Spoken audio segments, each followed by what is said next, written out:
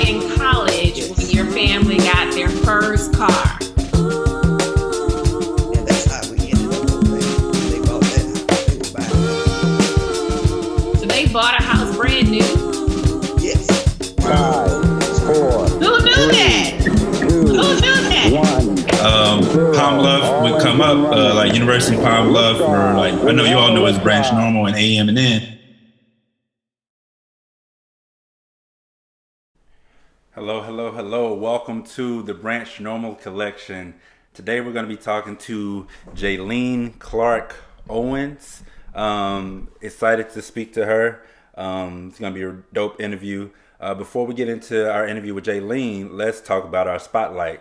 All right, today we're going to be spotlighting Ethel Waters. Here are, let's see, about 10 facts about Ethel Waters, okay? First of all, Ethel Waters was the first African American, male or female, to have their own television show. End of sentence, period. In 1939, the Ethel Waters Show was a 1-hour variety show that ran in the earliest days of the NBC network. 2. Ethel Waters was both a singer and an actress. She was known for singing the song Stormy Weather and her version of His Eye is on the Sparrow. She was born in Chester, Pennsylvania on October 31st. Shout out to Chester.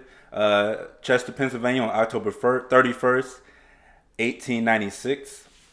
At 13 years old, she became a maid in a Philadelphia hotel. That same year, she sang in public for the first time in a local nightclub on Juniper Street in Philadelphia. Fact number 5. At the age of 17, under the name Sweet Mama Stringbean, Waters was singing professionally in Baltimore, Maryland. Okay. Around 1919, she moved to Harlem and became a performer as a part of the Harlem Renaissance during the 1920s, singing in nightclubs such as the Plantation Club in Harlem and also nightclubs such as the Cotton Club in Harlem. All right. We're going to talk about Harlem, quite a bit today. I'm ready for it. I'm excited.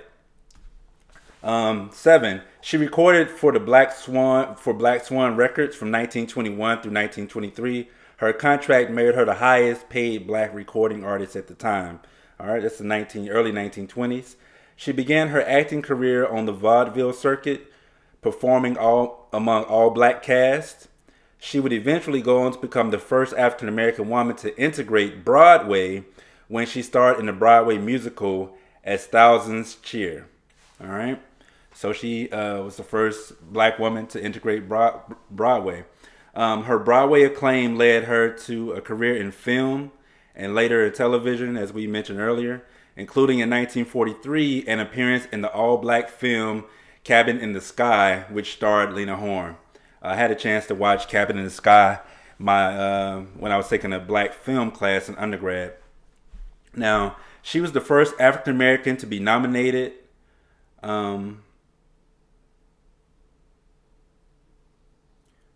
was the first African American to be nominated for a Primetime Emmy. She was the second African American to be nominated for an Academy Award, an Oscar. So she was nominated for both an Emmy and an Oscar. In 1950, she was the first African American actress to star in a television series. It was called Beulah. It aired on the ABC television network from 1950 to 1952. Definitely check out her story for a little bit more information about these roles. So she was the first black woman with her own show, and she was also the first African American actress to star in a television series. So Beulah was more of a scripted show, it looks like. Now, if you want to find more information, her autobiography, which was published in 1951, is called His Eye is on the Sparrow.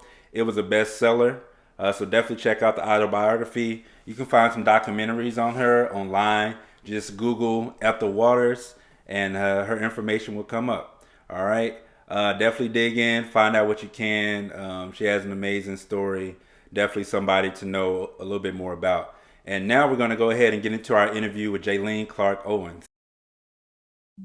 All right. Hello. Hello. Hello. Welcome, Jaylene Clark Owens. How are you doing today? I'm doing really well. Thank you. How are you? I'm good. I'm good. That was Ethel Waters, our spotlight for today. Yes.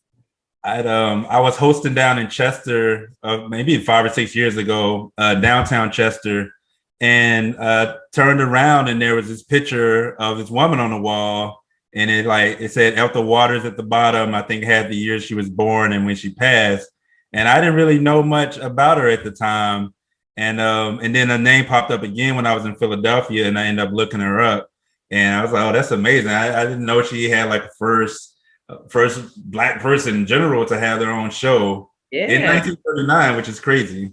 Right. That is incredible. Yeah. So I just want to highlight her. Now she spent some time in Harlem, as I just mentioned. I'm going to start here. There's so many places I could start. I'm going to start at where I last saw you before the pandemic. I got to see your play. So what I want to do, I want to ask you, why did you start the Harlem KW Project? All right, LLC. That's your LLC you started. hmm We started the LLC because we created the play Renaissance in the Belly of a Killer Whale. And that's me, Hollis Heath, Cheyenne Sapp, and Janelle Heatley. We wrote this play about gentrification in Harlem, the spoken word infused play about gentrification in Harlem. And once we realized, okay, like we're going to do this, we want to tour this, we want to just keep doing this play, we made sure we established an LLC, and that is how Harlem KW Project was born, the KW standing for Killer Whale. Now, I really enjoyed the play when I had the chance to see it. I guess it was 2019 now, or It early was 2020. 2020. It was literally, it closed the week before everything shut down. Wow. That was perfect timing for you all then. Like you all just made it. That's crazy. Just made it. How many nights did you all do the play? Um, it was probably about 14 or 15. I know we did 2 weeks. The whole run was 2 weeks, but then we did it on various days, and some days we had two shows. But yeah, it was the last week of February and like that first week of March, I think. Okay. Now this was I really enjoyed the play. I'm from Palm Bluff, Arkansas. I really haven't had the chance to see my hometown or place I grew up in really be gentrified, right? I'm a transplant to Philly. I moved here when I was like 24. And but you're from Harlem. What's one of your favorite parts of the play? What's one of my favorite parts of the play? Oh boy, that's a hard question. But I guess I love the train scene, in which I play just a Black woman, a loud Black woman on the train who is just one of those people who will get in your business, start a conversation with you. I really enjoy that scene because it's fun to do that scene. One, because it's fun. Like we literally, when we first were rehearsing that scene, Hollis and I, who plays Tony in the play, in that scene, like it took Hollis so long to be able to get through it without laughing. Like we would do the scene and she would just be cracking up. Like we really had to practice being able to be serious throughout that scene. So it's a fun scene, but it's also one of the scenes in which we make the point that, gentrification is not just a Black white thing. Like it's a class thing. Yes, a lot of times it is racial. But it's also class. Like Black people can be gentrifiers as well. So I just really like that scene. It has a message, but it's also really funny and fun to do. Yes, no, that's cool. Now, what's you all's chemistry like? Or how long have you all known each other? The women you started the LLC with?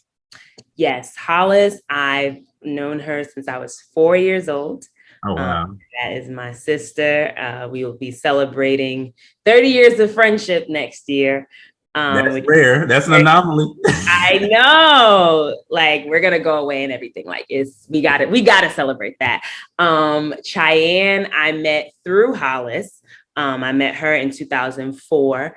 And then Janelle, I met also in 2004 at the Harlem School of the Arts, which was a after school program that I attended in high school. It's interesting thinking about the play, and so I just watched part of In the Heights. I didn't watch all of it. Me Right? neither. I gotta watch the last half. Okay, all right. Any thoughts on it so far at all? Well, I will say that I saw that play when it was on Broadway with Lin-Manuel in it, and I was blown away. Like I cried in the second half of the show. I literally cried in every single song. And it wasn't because, like, yes, some of the scenes were sad, but it was just because I loved what was going on so much. Like I loved hearing the rapping and, you know, just the poetry of it all. And I really like musicals as well. So I just loved what was going on so much, and it really impacted me. And so some of that is still carried into the movie version. Like I'm still getting emotional watching it because I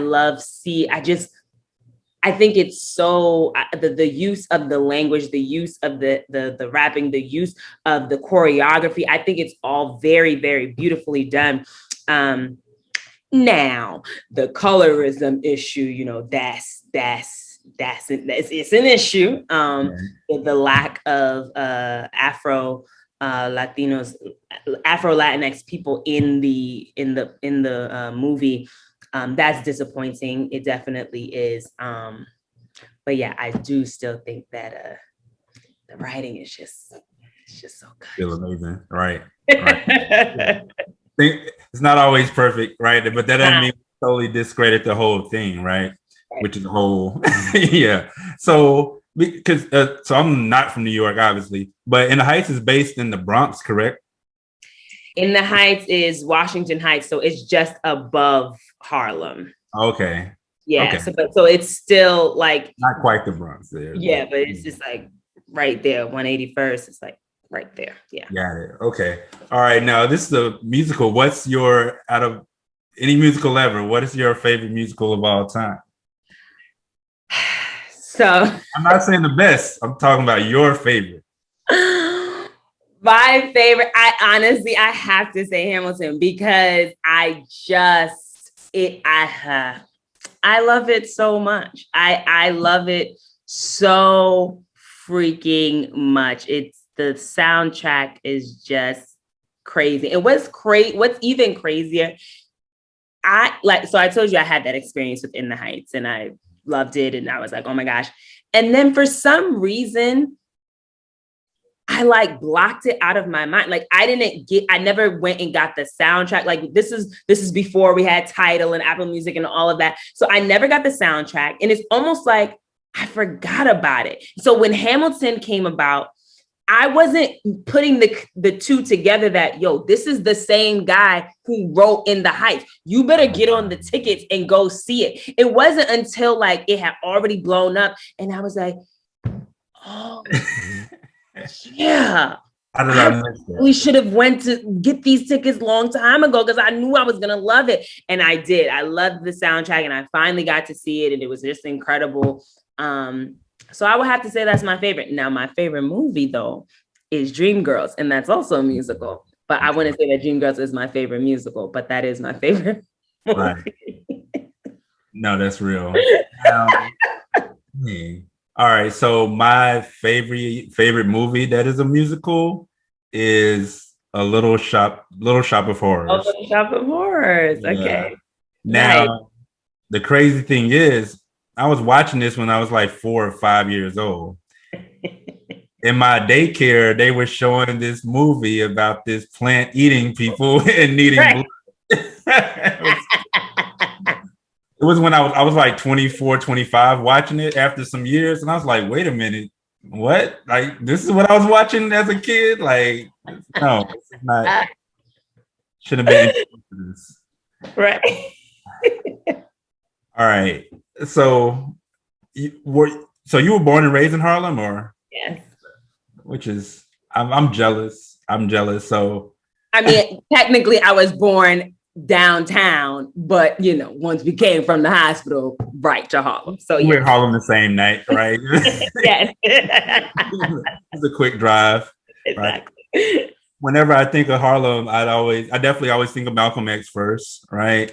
I think about Marcus Garvey and the Black Star Movement, the UNIA being stationed in Harlem, United Negro Improvement Association. I think about Du Bois being there in the early 1900s. Like we talk about Atlanta a lot right now, right? But Mm, Harlem was the original mecca I for love Black people in America, right? There you have your Black Wall Street as well. But as far as like a place where you can just be Black, I've never been to Africa. I say Harlem is the closest I've ever been to Africa. it. Yes.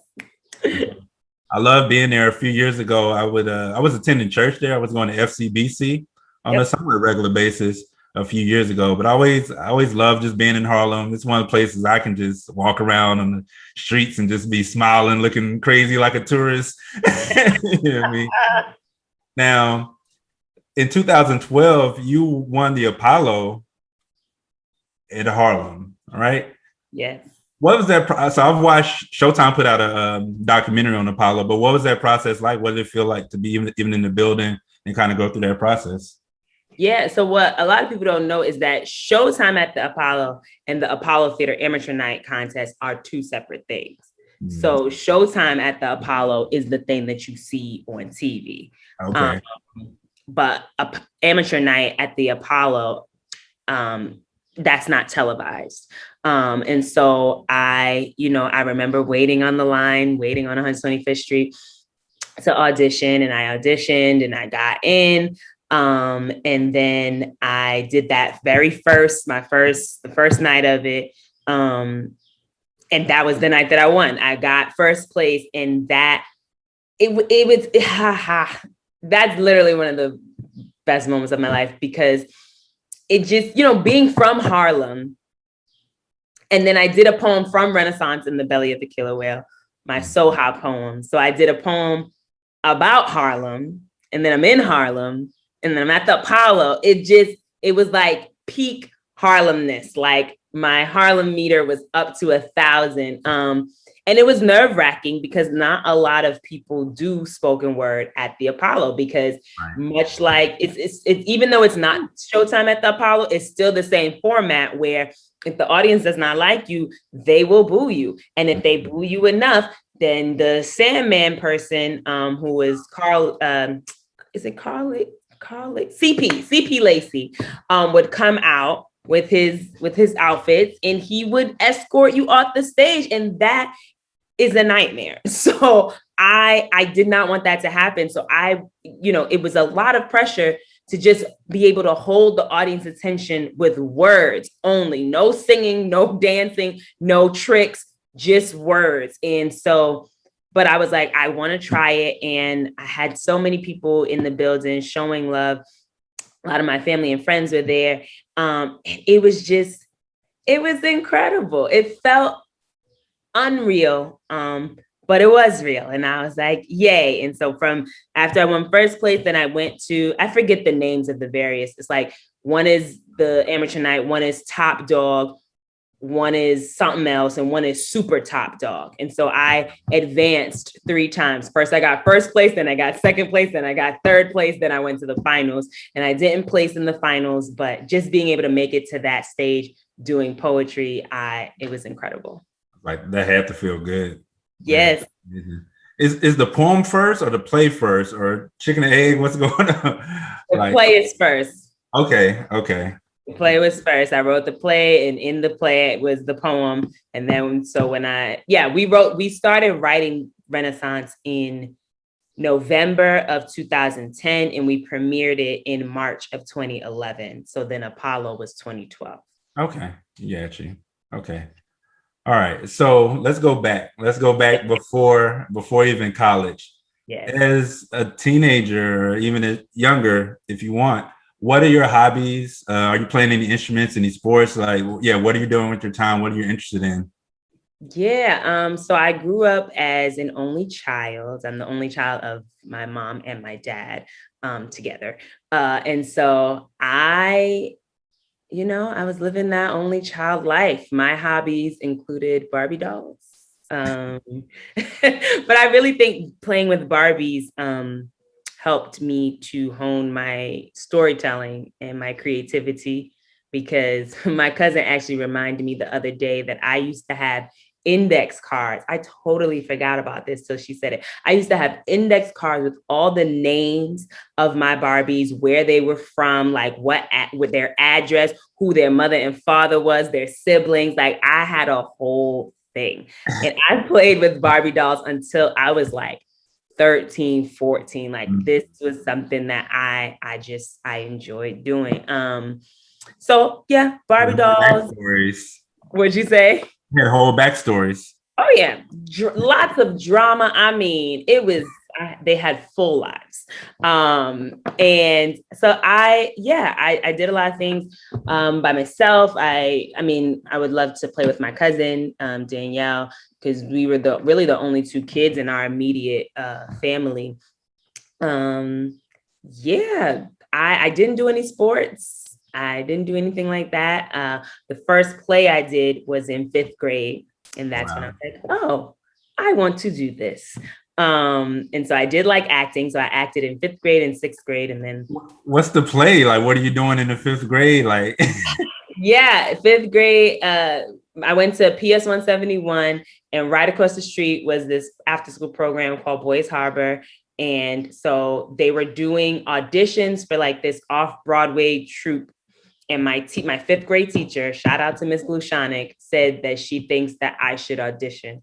And so I did, and I got into that. And we did plays that were like almost like they were like reviews. So we would perform. It was a play, but it was really a musical, and there would be songs from different Broadway shows in this one play. Like there was a through line. I don't remember what the through line was, but whatever it was, it connected the different songs that we would do in the show. So I think one of the shows was called like Show Tunes, New York Stories. That was the name of, and I don't remember what the other one was, but yeah, I was doing that in that's elementary school. wow. Yeah. So that's what I was doing. From 5th grade, I knew like, yes, I want to do this thing here. Wow. That's cool. That's really sweet. That's crazy. My spotlight was gonna be on. This is random. You're gonna hear me say a lot of random stuff. My spotlight was gonna be on Gardenia Ambler, who was our theater teacher in the 5th grade. I went to an arts magnet school from 5th and 6th grade, and I don't remember doing theater, but I remember her and I remember her being around. I remember being like influenced by her. I got to do some real digging. But yeah, I want to do that. So I like that you shouted out your teacher who had you all in the musical, even in 5th grade. That's cool. I'm like, that was definitely a pivotal moment for me, because that's when I wasn't thinking about acting before that. I always did act though. That's another thing. I would do like I was always performing, even though I didn't really think of it as performing. Like I would get in the mirror and just like create monologues. I would try to make myself cry like while I'm performing. I would I remember I had what was called Jaylene's talk show. And so we would and my little cousin I would have a tape recorder, and I would record the shows, and I would have guests on the show, and I would play the guest and play the interviewer. And I would just, these are things that I would do when I was a young child. And I see now how that was really setting me up to be a performer. Word. Now that makes sense. Did your parents have any hobby kind of related to arts or performing at all? Like what were their hobbies and what were they doing for their careers? No, I mean, my mom was a database analyst before she retired. She's retired now. But that's what she used to do. She used to work at Mount Sinai. So she would help like designing like computer programs for the cardiologists. So she was always doing computer stuff. And my dad, who is now also retired, he was an electrician. So he worked in like construction and stuff like that. But my dad has always been like an entrepreneur. He does a lot of like multi-level marketing things, and he was always in some type of health and wealth like thing. And so that was and still is his hobby. But yeah, they've always been encouraging of the arts, and like we would sing and dance in the house. And my mom can sing, like my mom can low-key sing. And like she would always be doing harmonies. Like whenever we would sing happy birthday, my mom could just jump right in with the harmony. Even though she didn't consider herself a singer, but she can sing. And so there's always been like this, a love for the arts, a love for music and dance and all of that, even though they were not technically like artists. Right. They weren't technically artists. Yeah, they encouraged it. I had met them maybe once or twice, and tell like they're very supportive and oh yes, it's crazy. I always like, they just walk into. So when we're doing Bree Love, they would just walk in. I just felt better like seeing them, like, oh. Yeah, my parents, if I was performing on the moon, my parents would be there watching. With 2 extra seats for whoever. That's right. They brought some friends too. Now, so you started musicals when you were in 5th grade. When does poetry come along? Is this in your teenage years or late? Is that later? So poetry came along. Well, funny, the earliest poem I remember writing was in 5th grade, but it was for a homework assignment. It was about Hiroshima. We were learning about the big bomb, and I wrote a poem about that. And that's the earliest poem I remember writing. But in terms of just writing for myself, it was like 8th grade. I would, and I didn't know at that time that it was spoken word. I just was writing poetry. I didn't know spoken word was a genre, but I had a poem called These Boys, and then I wrote a follow-up to it. So I had These Boys Part 1 and These Boys Part 2, and I would just write poems about stuff that I was feeling. Usually,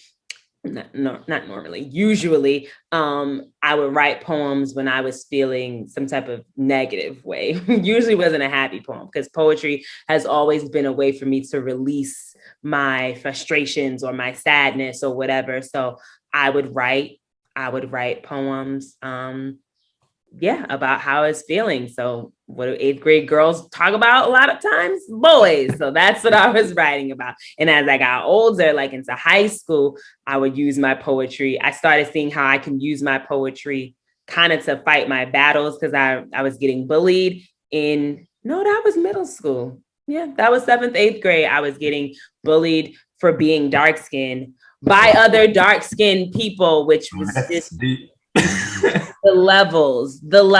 3 dark-skinned boys would tease me constantly about being dark-skinned. They would call me, one of them would call me Ethiopia, because it means burnt skin, and like it just. Why do they know that this means burnt skin? Like, because we learned it in school. We learned it. I remember learning that from Mr. Lawrence in middle school, and they took that and they were like, "Oh yeah, so we can call Jaylene Ethiopia." And they would just tease me about being dark skinned. And I remember one day when I had enough, I created a spoken word poem. It was like my poetry diss track, and I read it to them. I remember standing there reading it to them, and my classmates was like, "Oh." Have you ever seen the movie Slam with Saul Williams? No, I've heard of this movie though. There's a scene where he's in prison and these dudes are about to attack him, right? And he just like busts out and he does Amethyst Rocks, the poem, out of nowhere. And everybody just backs up. You know what I mean? They're like, "Oh, I don't even know what to do." Like, that's what. Yes, that was me. That was me in 8th grade, reading my diss track poem to my bullies. And shortly thereafter, they stopped bullying me. I also had to like go off on them one day. But I feel like, I don't know if it was the same day or it might have been like a few days later, me just going off and like, "Why are you, like, y'all need to stop teasing me about this." Like, yeah. Anyway. I already did the poem. What else you need? I mean, that's a lesson though, right? I mean, so my first poem was a poem called Teenager Not Danger. It wasn't being bullied. I felt like adults weren't listening to me. And so these poems a lot of times comes from times when we feel like, yo, this person should already know this, or these people should already know this, but I guess I gotta say it anyway. Let me put all my thoughts in one place and and go. Yes. Yeah. Yes. It poetry, yeah, it was a way for me to express myself, to get out the things that I'm feeling, and it still does that today. So yeah. Now you get to in college, you start a group called Spit That. So there's a Spit That open mic in DC. I want people to be confused, right? There's a Yes. Spit That open mic in DC. Shout out to Droopy and Dwayne. But when you were in college, you started a group called Spit That on Yes. campus. Yes. And I remember after graduating from Ithaca, I heard about Spit That, because it's like DAT, right? Yeah, it's DAT. Yeah, I was like, look at that. They have the same name. But yes, I had been a part of Urban Word NYC, which is a youth poetry organization in New York City. And so when I went from high school to college and there was no poetry scene there, I was like, well, no, I need to keep doing poetry. So that's when I started Spit That. And yeah, I believe Spit That is still there to this day. It's going through some changes, and yeah, it was like, how do you start it? Do you say like, hey, we're having a meeting? Like, well, thankfully, Ithaca really set us up where if you want to create an organization on campus, you just need to do a proposal and you take it to the student, I guess the student board activities or something. Yeah, something like that. And you can, as long as you need an advisor, you need a president, you need a vice president, and then you can pretty much start your group. And so I pitched my idea and they said, yeah. And I led that thing for 4 years, and it was great. But that gave me, that was so good, because it's really just set me up for everything that I would do afterwards. Like I learned about bringing artists to campus, to perform. And then, after. Who'd you bring to campus? What'd you say? Who'd you bring to campus? Oh, I brought this group called Writer's Block.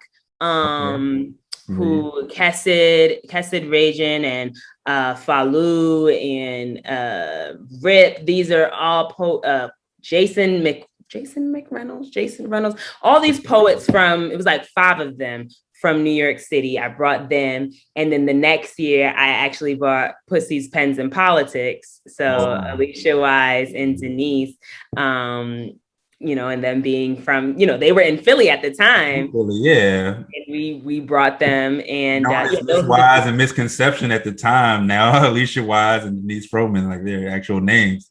Yeah, that's right. I forgot that Denise's name was Misconception at the time. Yeah, so we brought them up. Those are the 2 acts. Those are the 2 acts we brought. But it was great. I learned so much leading that group, and I was able to apply that knowledge to Killer Whale afterwards. So it was great. It was really great. That's dope. Like, so when I went to school, my whole plan was to leave school. I was from Arkansas, went to school in Georgia. My plan was like, oh, let's just go to college so I can get away from home, but I'm not going to stay here. I ended up graduating. I did graduate. But when you were in high school, did you always know you want to go to college? Right, for sure? Okay. For sure. Mm-hmm. And what did you make? What'd you say? I just didn't know where. I wasn't even thinking about Ithaca. And what was funny is that my high school, Frederick Douglass Academy, had a partnership with Ithaca College. So I had already been to Ithaca in the summer after my 7th grade year. So after 7th grade, a group of students went up to Ithaca, and I participated in their drama program for that summer. And funny how life works, because my teacher in the summer program wound up being my advisor as soon as I got to college. Wow. And so I was like, wow, full circle. And I wanted to go to Carnegie Mellon. That was my top school. And then if I didn't get into, well, I trashed that audition. I knew during the monologue for Carnegie Mellon that I was not getting into Carnegie Mellon. Wow. But my teacher, my English teacher, had said, "What about Ithaca?" And I was like, yeah, okay, I'll try out for there. If I didn't get into Ithaca, I would have went to Temple, because I did get into Temple. But I think that was for the best, because my husband went to Temple, and we had taken a break. We met before we went to college, and the whole thing was we were going to take a break during college. So if we had both went to Temple, we actually probably might not be together right now. It might have been. Wow. Yeah, college. You know? Very turbulent time. He's from New York, though. Yeah, we're both from Harlem. Got you. Okay, yeah. No, yeah. College is a lot to get through for sure. Now, what would any advice for anybody? Let's say I'm in 11th grade, right? Thinking about going to school, just trying to prepare myself to leave home and go to school. Any advice for somebody in that position? Somebody getting ready to leave and go away to school. Lord have mercy. And I say that because sometimes, so this is personal opinion, there's a big build up to college. Mm-hmm. And then it's just like, okay, go. But it's not really an idea of what's about to happen in this next 4 years, if I do it in 4 years, right? Yeah. Yeah. I mean, I would say, especially if you're going away, because some people stay, in their home, where they live to go to school. But if you're going away, I would definitely say, find your tribe, try to find the people who you can trust. And that's going to take some time, obviously, to figure out, okay, who are my people? But once you have them, hold on to those people, because you're going to need them, because, college, at least for me, college was just a lot. Like, so many responsibilities. And I felt like I was doing so many different things all the time, but having my core group of friends that really grounded me and helped me through my time in college. And I would also just recommend, if you have loans, figure out, maybe is there a way you can start paying them off while you're at school? Can you work? Because that's one thing. I'm like, I wasn't thinking about no money, I wasn't thinking about any of that. And I wish I had been, because loans are something. It's yours for pretty much the rest of your life at that point. So it took us a lot. My husband and I finally paid off all of our loans last year. Thank you. So I have a theory. It's not even a theory, it's just an idea. We should be throwing loan parties. Anytime a Black person finish paying off their loans, we need to throw a party for them. Ooh, yes. I like that. I thought you were going to say, I thought loan party was going to be like a party to raise money to pay the loan off. Like they used to have rent parties. I thought that's what you were going to say. That's a good idea too. But I might have to have like 3 of those. Like, right. One of those every year. Yeah. No, it's real. No, that makes sense. Now let's go back a little bit. What's the first job you ever had? That is a good question, because I really don't remember. I don't know. I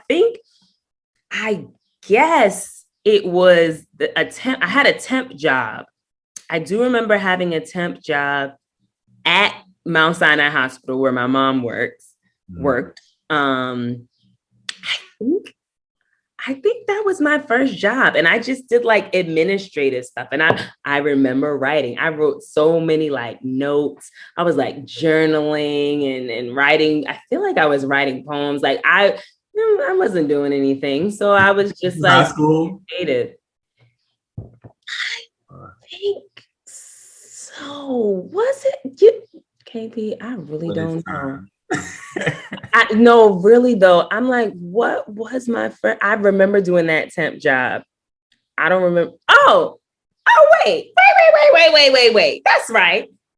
I guess my first job was working at High Five Tickets to the Arts. That's where I met my husband. That's where I met Lawrence. Because I worked, right. Because I worked there the summer before 12th grade. I did like a internship thing And I guess was I getting paid? I think I was. If I was getting paid, then that was my first job. This is High Five. What did you say this was? High Five Tickets to the Arts. I gotta look to see if they still exist, but they would give $5 tickets to Broadway shows to like high school students. Oh wow. And I met my husband at that job, even though my husband and I were in the same school for 2 years, because he also went to Frederick Douglass Academy, but he's 4 years older. So I was in 7th and 8th grade and he was in 11th and 12th. So we did not meet then. Yeah, this is like a world apart at that age. It's crazy. Exactly. Yeah. Exactly. Wow. But I think that was my first job. That's amazing. Like you already doing these tickets these $5 tickets for people to check out Broadway. That's a good first job. And I like hearing about the first jobs because 9 times out of 10, they are in some type of relation to what people are doing right now. It's always cool to hear about those. So what was your major when you get to college? Yes. I got a BFA in acting with a minor in writing. Okay.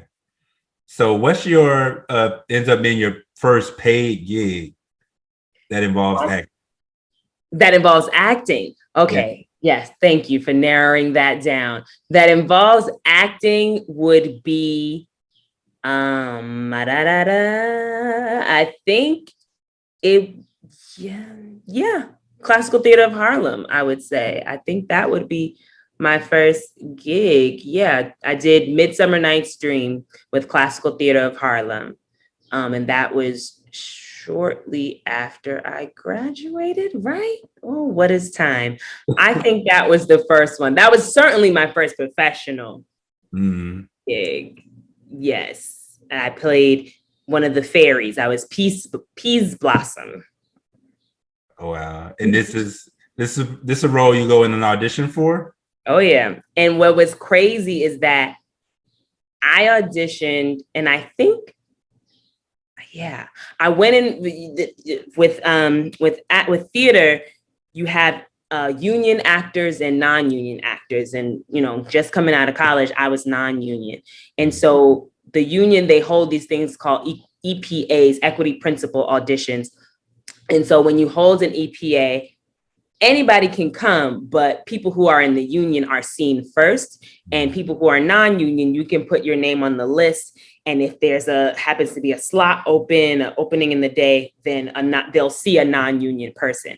Now, so it's hard for non-union actors to be seen at EPAs if it's for a show that like anybody can go to, basically that white folks can go to as well. If it's like a general EPA, and you're probably not going to be seen as non-union. But if you have a show that's specifically for Black people, they were casting Black actors as a non-union, you should go because you probably will get seen. And that's what happened. I went in as a non-union. I was able to get seen, and they brought me back in for a callback. And I thought they were bringing me in to play this character Lysandra, because they switched it up. Usually it's Lysander, but they wanted to make it actually a lesbian couple. So it was Lysandra and whoever, and child, don't get me the line. That's not the point. The point is in the callback, they also had me dance. And as much as I love dancing, I don't consider myself a dancer. And so when they called me and was like, so we would like to cast you as one of the fairies, one of the dancers. I was like, me? You want to cast me as a dancer? I was very surprised. But I was really happy. I was really, really happy about that. And I had the most amazing time. And the show was well received. Like, they wrote it up in the New York Times. And in the New York Times, they said that the background dancers, that the dancers in Midsummer were like Beyonce's backup dancers. And so you couldn't tell me anything. I was like, so basically I'm Beyonce's backup dancer. Right. Right. But doing that was great. Working with Classical Theater of Harlem, it was amazing. And it's like a Shakespeare in the Park situation. So we performed outside, and it was amazing. It was amazing. That's cool. Is this right after college?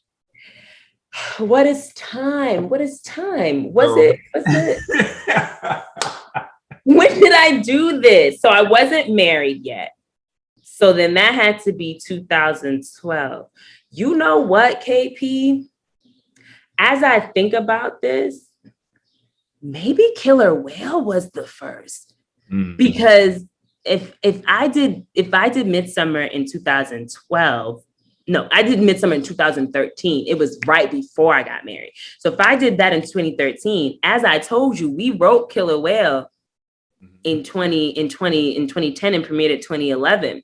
Because you did the Apollo in 2012, and so the play is already done. Right. So I actually think I might have gotten paid. I might have paid myself for my first theater gig. This changes the history. See, I'm glad I asked. And this is why. So these are the things I'm like really curious about, because it's like, sometimes you come out of college and you get a position, and sometimes you come out of college, you don't get a position, and you have to create your own. Yes. Yes, KP. Yes. Yes. It was definitely, yes. Okay. Because after college, I moved to Philly. And I moved to Philly because I was quote unquote, I wanted to start off in Philly because it's a smaller theater scene, but really it was because Lawrence had came here to Temple and he was in Philly. So yeah, so we still wasn't officially together, but I wanted to be where he was at. And so make it easier. Hello. So I came to Philly in 2010 and I was auditioning for stuff. Right. I was auditioning for stuff, but I wasn't getting booked for anything. Like I came here and I was like a Philadelphia chocolate tours tour guide, which was actually a great gig. Wow. I got to eat chocolate and walk around the city and give tours. It was great. That was a thing. It was amazing, but no one was casting me in anything. And so when I got the opportunity to create Killer Whale, that's what I did. And that's why I'm so grateful for Philly, for being in Philly, because it gave me the environment to write this. Like I wrote the Facebook status that inspired Killer Whale was created because I was about to go to an open mic here in Philly. And that's what sparked all of this stuff. And once we started writing Killer Whale, I was mostly here in Philly by myself, living in my apartment in West Philly, writing Killer Whale. And so, yes, I'm so glad you asked me that question, because I didn't think about it like that. But yeah, I think my first really actual gig, like paid gig, was doing Killer Whale in the Times Square Art Center in July of in the summer of 2011. Wow. Yeah. I did not put two and two together, but yeah. No, that makes sense. It's pretty cool. That is. Like, because you had to think about, you've been in West Philly. I always feel like West Philly is the culture. If you ask me where, I just had to stay in Philadelphia. I don't even live in West Philly now, but I lived there for 10 years and felt like a different vibe to me, for sure. There was a lot of open mics there at the time. And so checking those out. But yeah, I didn't know you'd been in Philly for 11 years now. Well. So when I came in 2010, like I said, things wasn't working out. So eventually, like my parents were helping me to pay my rent, and then eventually they were just paying it. And so it was like, okay, it's time to go back now. So I went back to New York to live with my parents in 2011. And then I was doing Killer Whale. And then I moved back to Philly in 2013 when Lawrence and I got married. Okay. So really, that's when I really was living here in 2013. So you were going, 2013. So when 2010, you were going to open mics then? Mm-hmm. You remember where you were going? I know I went to, it's gone now. What's the place? Is it Dowling's Palace? Dowling's? That's where is it? Dowling's Palace. Yeah. Yeah, yeah. The place by Temple, right? On on Broad Street, yeah, right by Yep. Temple. Yep. Yeah, kind of up from Girard, the same block as the Freedom Theater. Matter of fact. Yep. Yep. Hmm. That I was going. I think I was literally going to that one. Yeah, I can't remember any of the other places, but I remember that one. I was Right. getting ready to go to that to the open mic. Yeah. Before I forget, I have to say thank you. Well, one, I'll shout out to Stacy Dowling and Shice, Eda Poet MC, Miss Wise. At one point, they were all hosting Just Words. Sam I Am as well. Yes. Words. Yes. Now I learned. I'm hoping to interview Stacy Dowling. He actually taught me a lot. So I met you at Breed Love, but everything, a lot of what I did at Breed Love, I've been paying attention to Just Words for, I don't know, like close to, if that was 2015, close to like 7 or 8 years. Mm. And, used to help with some flyers there, creating websites, stuff like that, and promoting.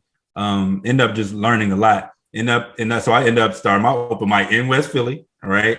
For like, and it went from 2015 to like 2019, something like that. Now, you were key in the story of Breed Love. You did our fundraiser, right? You did the fundraiser. You, Kerwin Sutherland, Yeah. Justin Graham, group Little Tree. Yep. You all did the fundraiser. Two things. Justin Graham also performed at the Apollo. I don't know if you knew that. Oh no, I didn't know that. Yep. He performed at Apollo a few years back. Rest in peace to Justin. But yeah, you came through and you did you did Bree Love and you did the fundraiser. And at the time also, like, I just felt like you were, so this I can say as a, like, no longer hosting Bree Love. I couldn't say at the time. At the time, like, you didn't have all of our, like, a lot of the, like, women on the scene. You had like Lenora, you had Tammy, and then a lot of the other women were in college and younger, right? There was a 20-something perspective that was missing at the time, right? That I really appreciated, because with Bree Love, I wanted to have all perspectives, right? I didn't really want to have these gaps. You had, like, so you're coming through, Audra was coming through, B Maverick was coming through. It's a list, but you really stand out to me at the time because there was also clearly this theater background that was being brought into this room of poetry, which I always thought was really dope. And then outside of doing the fundraiser, you also started open mic at the Woman Theater, where you all have been doing the play as well, right? And you invited people out, right? You had Talia, you had Jasmine Hawkins, Miss Jazz there. You've had other poets there. And so, like, what I want, before I forget it, I just want to say thank you for the work you've put in on Philadelphia's poetry scene, because it means a lot. Thank you. It's likewise. You have done so much, and I still talk about Breed Love. I miss it so much. Like, that Breed Love was my jam. I miss it. I miss it so much, and I thank you for creating that space. And I feel like you and I were talking way back, though, right? Poetry 24/7. That's right. I was running Poetry 24/7. I forgot about that. Yeah. What year was that? So I started Poetry 24/7. When you said you were in Philly 2010, I was like, oh, okay. Like, so I started Poetry. I did I started Chapbooks in 2009. 2 years later, me and Henry Duncan, we started Poetry 24/7 in 2011, January 2011. January 28th to be exact, because we launched it on my grandfather's birthday, which is also Kerwin's birthday, and also J. Cole's birthday, which Kerwin wouldn't like me to say, but I just said it, whatever. Yeah, so I'm running Poetry 24/7 at the time, and Poetry 24/7 was made for people like us, right? We're not from Philadelphia. We wouldn't necessarily know where the poetry events are. You're from New York, I'm from Arkansas, but we want to check out we want to find the poetry spots and be part of this community. And so, yeah, I think we were talking online and communicating by email way before Bree Love. Yeah, because I wanted to know where the poetry spots were. So, yeah, see, been connected for a long time. Right. The crazy thing is I probably ran into you at just words, didn't know who you were. Right, And I didn't necessarily put my face or anything on the website. So right, yeah, right. That's funny. that's crazy. But are you all starting up the open mic again at Wilma Theater? Or what are y'all thinking about? Yeah, I mean, we've still been doing it. Like I did one, the last one we did was for our production of Fat Ham by James Imes, and we did it virtually. But now that we're going to be in person for our shows, yeah, I'll be starting it back up. I don't think did we announce? I don't know that we publicly announced our season yet, but once our first show is up and out, I'll continue to do that. Got you. Okay. Sounds good. Now I'm gonna ask you some like these are somewhat rapid fire questions. Okay. Who's been one of the most meaningful people in your life? This could be family, friend, stranger, teacher, anybody, but somebody who's kind of helped change your path or get you along the path you're on. So of course, just my parents, of course, have been, I mean, they set me up for success and have always been so supportive. So I must acknowledge them. But I also want to shout out Alfred Pricer because he was the one that saw the Facebook status with me comparing gentrification in Harlem to a killer whale. And he's the one that said, you know, I'm doing this play reading series. Can you write a play about this killer whale gentrification metaphor, have it be spoken word infused and have it be with like 2 to 3 other women? And he said he was doing a play reading series at the Schomburg Center. And if he never said that, if he never saw the status, if he never gave me that opportunity, you know, I don't think Killer Whale would have been created. And Killer Whale really changed my life. It made me a business owner. It made me a director. It made me a producer. It made me a leading actress. It made me confident that I can write plays, that I can write work for myself, write roles about my community, write like it changed my life. And so I will forever be grateful for Alfred. And he gave us the opportunity to produce the play in Times Square off in an off-Broadway theater. Like, thank you, Alfred Pricer. He's my former teacher from Harlem School of the Arts. And Okay. I was gonna ask like where did he come from? How did he Wow. So he was a former teacher, he was paying attention to your social media and actually connected. Yep. Wow. So one lesson in that is, and this is one thing I'll say to anybody going to college and also even in high school, your teachers have full lives, right? They're going to be around after you're gone. Yes. Build those relationships, right? Yes. And I'll piggyback off what you just said. So we talked about Bree Love. Dr. Gafford, when I went to school at Mercer University in Macon, Georgia. Dr. Gafford, who was actually from Arkansas like me, I didn't know this at first, but she taught me The Bluest Eye by Toni Morrison. She introduces The Bluest Eye by Toni Morrison to me probably my sophomore year in college. I don't know this, but years later, I'm going to create an open mic based off of that book, right? She also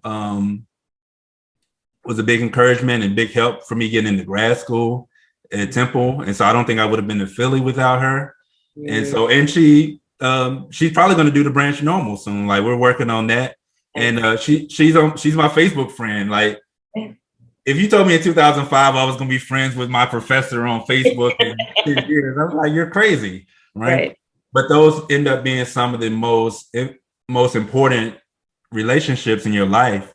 Yes. Because they know you, they understand how you pick up information. And in general, they understand you because you're in their class, they're paying attention to you. Right. And so, and they kind of want to push you forward too. Like these, when we kind of look at our teachers, we think, oh, just somebody around for a few months. But no, like if you have a good teacher, this is somebody who wants your whole life to move forward. Yes. Yes, yeah. Absolutely. All right. So we kind of talked about what you did after high school. And you may have already answered this question too, but what's one of the things you're most proud of in your career, your life in general? What's one of the accomplishments you're most proudest of? Yeah, it's definitely creating Renaissance in the belly of a killer whale. That and the Apollo, like those two things, they changed my life forever and mean so much to me and are so much a part of who I am. So yes, those two are at the top. I, I really love Tidal, so I have to say that I love that Renaissance is in it. It makes me think of the Harlem Renaissance for sure, right? And then one of my favorite movies is Belly. I don't know how you feel about it, but I feel like Belly is underrated. I'm going to make this connection for you real quick. Now, I told you when I think about Harlem, I think about Malcolm X. Okay. In Belly, DMX is he's set up to kill the minister, who was kind of equivalent to the Nation of Islam, right? And yeah, he's in the belly of the beast, and yeah, I feel like Belly is an underrated movie, and I just want to shout it out. I like it. These are the things I think about. Yes. Now, if you could throw a music festival, all right, any genre, these artists could be dead or alive. If you could throw a music festival, who are your top 3 acts that you pick for your festival? Well, Michael Jackson has to be okay. Then I would say, I'm gonna say Jill Scott, because I love me some Jilly from Philly. And she's a singer, she's a poet, she's an actress, and I just love her voice. And she gives a great live show. So yes, Jill Scott. And then I think I would go Masha Montano, because he is a soca artist from Trinidad. And I love soca music and I love to dance. And so if I'm having a festival, I would want some Caribbean music there. So yeah, there's so many more artists that I would want, but we said 3. So I'm going to just say those 3. Got you. All right, now I'm going to make this even harder. Oh, Lord. What's the order? What's the lineup? Who's going first? Who's closing the show? Well, Michael has to close. Okay. That's Michael. Come on. Michael has to close. So yes, I feel like Marshall will start, because then we'll just start on a high note. Everybody's dancing the soca, whining all over the place. And then we bring the mood down, not bring it down, but just like bring the pace down a little bit. All together. Right. Let's get Listen to Jill, just listen to some really good singing and just enjoy Jill. And then Michael, we gonna be back to dancing. He got slow, he got fast, he got all the songs. We gotta close it out with Michael. Maybe he'll bring Prince in as a special guest. But that's being greedy. Really amazing. Now, this is my last follow-up question on this. What era of Michael are we talking about? Oh, gosh. Because Michael's a beast as a kid. Like, no, I know. In the 70s. I mean, you got the Rock With You 70s Michael. You got the Billie Jean 84 Michael, right? You got the don't matter if it's black or white, it's black or white 90s Michael. I mean, all those decades you just named, though, all those songs have to be in the set. I don't know. I would have to go Thriller, Michael Jackson, Smooth Criminal. Like it's difficult. Yeah, I guess we have to get the full set. It's exactly what you said. Yeah, he's got to do all of them. He's got to do all the hits. He's got to do all those decades. He's got to do some Jackson 5. Yeah, I'm gonna write that in the contract. He's gonna have to do that. I'll give you this too. I'll add this. If you haven't seen it, Spike Lee did a really dope documentary on the making of Off the Wall. And I never really thought about it, but in the documentary, Michael spends like a summer in New York, and he's like going to Studio 54. This is disco time, right? And it's Michael just going out and dancing and just like taking it in. So he's going to the disco clubs and all that, but he's also around just black kids, in New York. at the same time. And like we end up getting like this off the wall album out of that. Yes, I would love to see that documentary. Yeah, it's really good. Now, all right. I have notes here. I want to shout out your book, Afro Poetic. When did you put the book out? Like how many poems in it? Like tell us about the book. Ooh, how many poems are in the book? I don't even know. Probably like 20 something, I think. I don't know. But the book came out in 2019, like February 2019, right before I did my first poetry tour.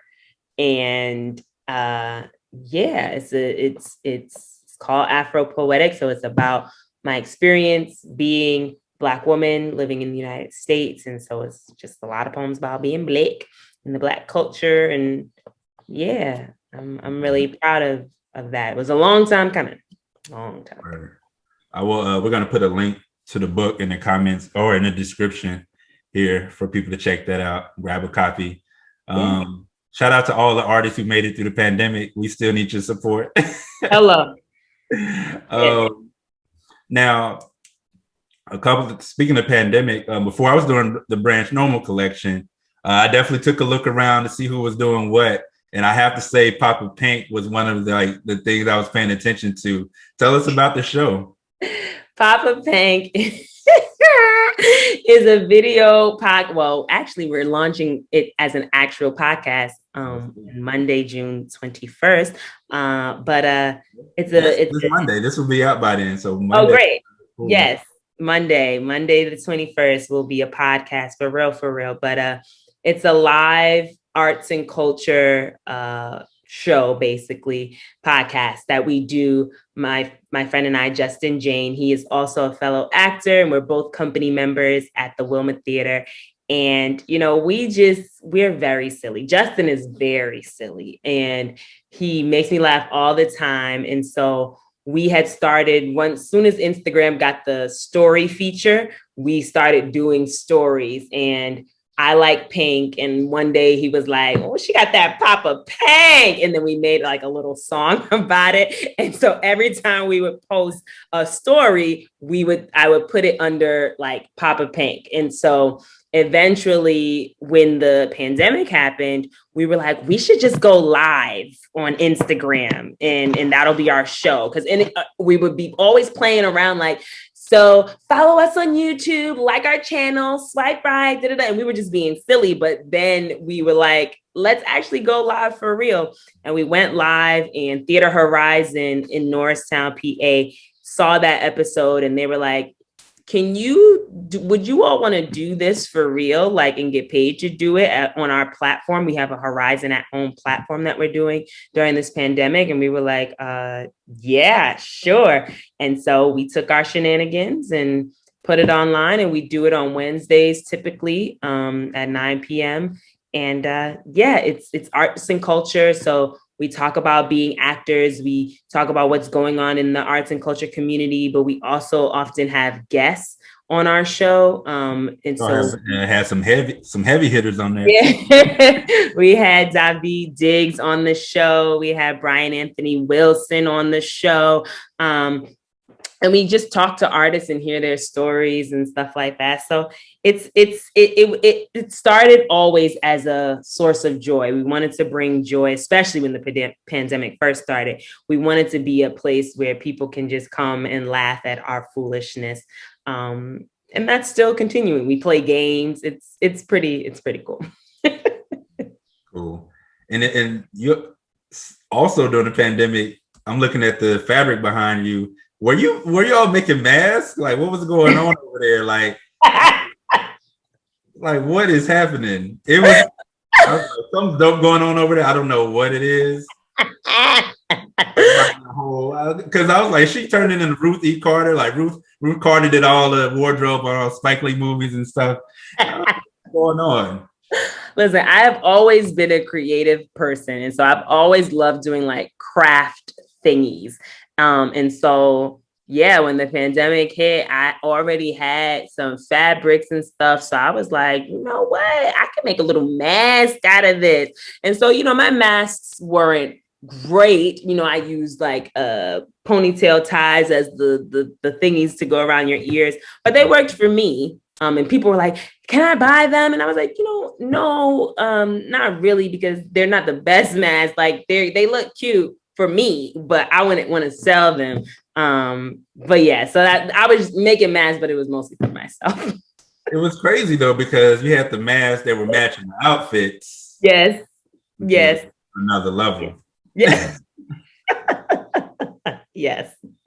All right. So you mentioned this. I only got like maybe a couple more questions. Okay. You talked about your husband. How do you find a balance? How do you find that work-life balance and still find time for family, friends, relationship? For me, I feel like, so when I think of balance, if something is balanced, I feel like it's this. So you're level, you are balanced. And so I don't think it's balanced at all. I think sometimes one is up and sometimes one is down. Like I think it fluctuates. But I know that no matter what is going on, my husband is the priority. But thankfully, my husband is so, so, so, so, so, so, so very supportive of my career. And so he wants me to be like, okay, if you need to go be by yourself and write a poem and whatever, do that. Like he wants me to do those things. So, I think my biggest thing is figuring out the time to like be creative and get in that zone. Because I grew up as an only child, I thrive when it is just me and like I can just be by myself and focus and just only doing the writing. Like one of the reasons I think I was able to write Killer Whale is because I was living in Philly in that apartment by myself and I wasn't really working too much. So I had that time to just focus. And so now that I am a wife, now that I have all these different things I need to do, I can't just lock myself in a room and just, be solely focused on my art. So I have to, I think it's about being intentional. I have to be intentional about making sure my husband, I'm dedicating time to my husband, and also being intentional about making sure I'm dedicating time to creating. Because it's a lot, being on social media, trying to make sure I got my content up so that people could come to my page, so that when I do put out something, I have a following. And so I'm trying to keep up with posting and creating content for Instagram, but then also need to create content just like for me to just write poems and stuff like that. So I think it is a lot to juggle. And I don't ever think that any of the things are balanced, but being intentional means that I make sure I find time to do these different things at different times, but they can't just all happen at the same time because ain't that much time in the world. It's not enough time in the day to do all the things equally. It just, for me at least. That makes sense. When you talk about 2010, it makes me think about no birthday parties, right? So I feel like everybody should have some years where they don't have to go to any birthday parties. Now, what I mean by that is like when you move to another city, right? When I moved to Philly, I didn't know anybody here, right? I didn't have to go to any birthday parties. Say that they take up your Saturdays, they take up the extra time of your day after work, things like that. When you have any birthday parties, you get a lot accomplished. You really get to focus in and zone in on whatever you're working on, right? So when we started Poetry 24/7 and Chapbooks, I was in Philly. I didn't have a whole lot of friends. It wasn't a big social network, but that's an obligation when you're at home or when you're around in a city where you just have a lot of friends. It's hard to really get that free time. So when you talk about 2010, that's what I think about. I never thought about that, but that is that makes sense. No birthday parties. You're focused. You don't have those social pulls. Because I'm definitely a very social person, and I'm grateful to say I do have a lot of friends. And I like spending time with them. Yeah. Same here. Like I won't lie, like I went into hiding. I was like, oh, pandemic. Oh, let's go. Let's get it. Like, I was like, I hope everybody's safe. I want people to be safe. I don't want nobody to die. But at the same Right. time, yeah, I'm gonna put my phone on silent and y'all not gonna hear from me. Like, and for me, like I bought a camera like a year ago. I bought a camera last summer and I said, like, oh, I'm gonna start doing these interviews. I said that last summer. I went and worked on a whole different idea, which was about like zodiac signs and like Black history, which that might happen again. But then I came back to this idea of like branch normal. But I don't think that happens if I don't have to sit down, right? Mm-hmm. If I'm doing like we're here, it shows this night, socializing this night, like that moving around, like it's hard to actually work on a new idea, really sit down long enough to flesh something out. Yes. Yes, the pandemic forced us to sit down.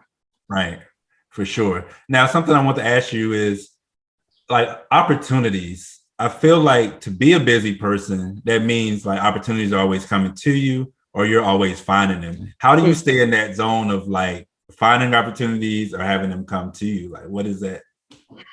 I would Abstract, say, I know, but yeah. I know. I mean, I do think that I am blessed that I do often find that opportunities come to me, but I think that is because I've worked very hard at trying to leave good impressions. Like whenever I work with people, I like to try to, do my best to always be on time, to be nice to folks, to just establish a good rapport so that people are like, yeah, I liked her. Let's bring her back again. Or maybe I don't have the opportunity, but I know someone else who's doing something. I'm going to recommend her. So I do find that people bring the opportunities to me, which is great. I'm very thankful for that. And in terms of finding opportunities, I don't know. Like I think that a lot of the opportunities that I find come from me like creating something or seeing how I can like me creating the opportunity through my work, through like a poetry or a play or something like that. And so always trying to figure out what's something else that I can create. How do I create this next opportunity using the skills that I have? Yeah. That's real. I think when I used to do poetry workshops and it was focused primarily on poets getting featured gigs, paid features, right? I told them like you have to create a reputation of yes. And that means when somebody thinks about contacting you, they think they're going to get a yes, right? When they're like, oh, but I think you created this, right? When you did the fundraiser, at that point you hadn't featured at Bree Love. And I always kind of have a list of like, all right, who do I need to reach out for booking, right? But I was like, all right, and I think you were the only person. You and Little Tree had never featured at Bree Love. I knew I wanted you all to feature at Bree Love, but thought you all a great fit for the fundraiser. You said yes to that.